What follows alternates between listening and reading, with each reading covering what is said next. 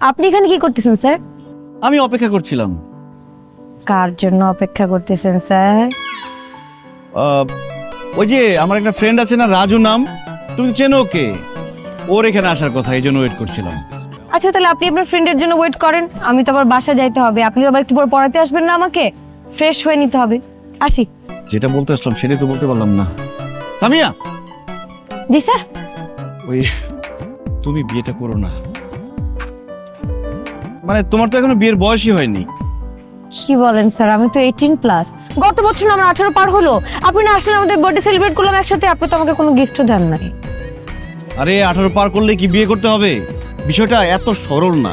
দেখো, বাংলাদেশের রাষ্ট্রপতি হওয়ার বয়স 35 বছর। তার মানে কি 35 বছর হলে যে কেউ রাষ্ট্রপতি হতে পারবে? স্যার আপনি কিসের সাথে কি মিলাচ্ছেন? পলিটিক্সের সাথে হোম পলিটিক্স মিলাচ্ছি। দেখো, এই সামান্য জিনিসটা তুমি বুঝতে পারছো না।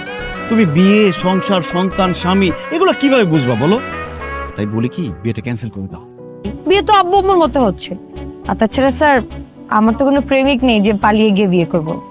দেখো, বিয়েটা তোমার মতে হচ্ছে না, তোমার বাবা মার মতে হচ্ছে। তার মানে কি, এই বিয়েতে তোমার কোনো মত নেই, তোমার কোনো ইচ্ছে নেই।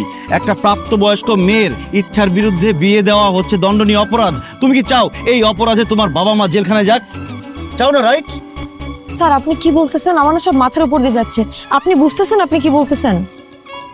আমিও তো বুঝতেছি না। আচ্ছা যাই হোক, আমি বুঝতে পারছি কি বুঝতে পারছি না সেটা ফ্যাক্ট না।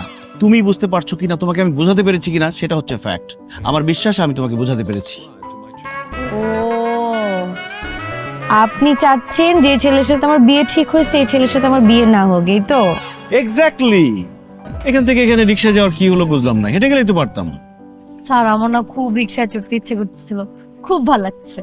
এই পয়েন্টটাই দেখো, এখন তোমার যখন যেটা করতে ইচ্ছে করছে তুমি কিন্তু করতে পারছো, কিন্তু যখনই তুমি ম্যারিড হয়ে যাবা, যখন তখন যেটা খুশি করতে পারবা না তুমি। এছাড়া আরো অনেক সমস্যা হবে। হ্যাঁ, আমার কাছে কেন জানি মাঝে মাঝে মনে হয় আপনি মনে হয় ম্যারিড। তাহলে আপনি এত ছোট ছোট ডিটেল কিভাবে বলতেছেন? এটা কি ধরনের কথা বললা তুমি? এই যে আমি তোমাকে প্রত্যেকদিন কোম্পানির ব্যালেন্স শিট করতে শিখাই, এটার জন্য কি আমাকে কোম্পানির অ্যাকাউন্টেন্ট হতে হয়েছে? না তো। তেমনি ম্যারিড মানুষের তিক্ত অভিজ্ঞতাগুলো জানার জন্য ম্যারিড হওয়ার কোনো দরকার নেই। বিবাহিত পুরুষদের দেখলেই বোঝা যায়। আসসালামু আলাইকুম আঙ্কেল। ওয়ালাইকুম আসসালাম। কি ব্যাপার, তোমরা একসাথে রিক্সায়? আব্বু, আমি রিক্সা দিয়ে আসতেছিলাম, রাস্তার মধ্যে দেখলাম স্যার হাঁটতেছে। তো স্যারকে আমি জিজ্ঞেস করলাম, স্যার আপনি কই যাচ্ছেন? বললো তোমার বাসায়। তা আমি বললাম যে স্যার তাহলে আপনি হেঁটে হেঁটে যাচ্ছেন কেন? তখন স্যার বললো যে আমার কাছে টাকা নাই তো এই জন্য রিক্সা চড়তে পারতেছে না। এখন আব্বু, আমি স্টুডেন্ট হয়ে রিক্সায় আসবো আর স্যার হাইটে হাইটে আসবে, ওনার সামনে দিয়ে আমি আসবো, ব্যাপারটা কত খারাপ লাগে না? এই জন্য আমি স্যারকে বললাম স্যার আপনি আমার সাথে চলেন। একদম ঠিক কাজ করছিস। আরে বাবা, তোমার কাছে রিক্সা ভাড়াও ছিল না। আসলে মনে হয় এই মাসে বেতনটা তোমাকে এখন আমি দিতে পারিনি, তাই না? আঙ্কেল আমার কাছে টাকা আছে, কিন্তু মানিব্যাগটা মেসে ফেলে এসেছি। আচ্ছা ঠিক আছে, হয়েছে। এই তোমরা ভেতরে যাও, আর তোমার বেতনের ব্যবস্থা আমি করছি। হ্যাঁ সামিয়া, এটা তুমি কেমন কাজ করলা? আঙ্কেলের সামনে আমাকে পুরো বেজ্জতি করে দিলা। তো কি বলতাম স্যার, আপনার সাথে রিক্সায় ঘুরে ঘুরে প্রেম করতেছি।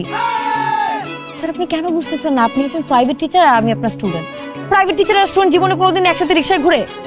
এটা বাবা মা কখনোই পছন্দ করবে না। তাছাড়া স্যার সামনে আমার বিয়ে না, মানুষজন দেখলে কি মনে করবে, সেজন্য আমি বাবাকে মিথ্যা কথা বলছি। আচ্ছা বাবা, তুমি আজকে না পড়ালেও চলবে, কাল এসো, কিন্তু নাস্তাটা করে যাও। হ্যাঁ, না না আন্টি, ওদের সামনে পরীক্ষা, এখন মিস দেওয়া ঠিক হবে না। সেটাও তো ঠিক। এত সিনসিয়ার তুমি, সৌরভ। আচ্ছা ঠিক আছে, তুমি যেটা ভালো মনে করো। আন্টি, এতটুকু বাচ্চা একটা মেয়ে, ওর এখনই বিয়ে দিবেন? সৌরভ, বিয়ে তো লামিয়ার না, সামিয়ার। তুমি মনে হয় ভেবেছো লামিয়ার। না না, আমি সামিয়ার কথাই বলছি। সামিয়াকে তোমার বাচ্চা মনে হচ্ছে? আরে এতদিন তো আমরা ভাবতাম যে শুধু বাবা মায়ের কাছেই তার সন্তান কখনো বড় হয় না, বাচ্চাই থেকে যায়। এখন দেখছি আপনি যা দেখার দেখেন, সামিয়া আমার কাছে বাচ্চা। আন্টি, লেখাপড়াটা শেষ হোক। সৌরভ, আজকেই তো আর বিয়ে হয়ে যাচ্ছে না, তাই না? একটা পাত্র দেখবে, পাত্রীকে, সেটার মধ্যে অনেক ব্যাপার স্যাপার থাকে, বুঝলে বাবা? ধরো যে আমার মেয়েকে পাত্রের পছন্দই হলো না, তখন তখন কি করব? জোর করে কি এই পাত্রের সঙ্গে বিয়ে দিতে পারবো? বিয়ে দিতে পারবো না। তখন দেখা গেল আমরা চাইলেও এই বিয়ে হচ্ছে না, তাই না? আন্টি আসলে মানে আপনার মেয়ের জন্য কেমন পাত্র চাচ্ছেন? ভদ্র, নম্র, বিনয়ী, সাহসী, পরিশ্রমী, মেধাবী এবং সৎ পাত্র চাই। এই তুমি নাস্তা করো কেমন? আচ্ছা আমি ওদিকে যাই, অনেক কাজ পড়ে আছে। ঠিক আছে।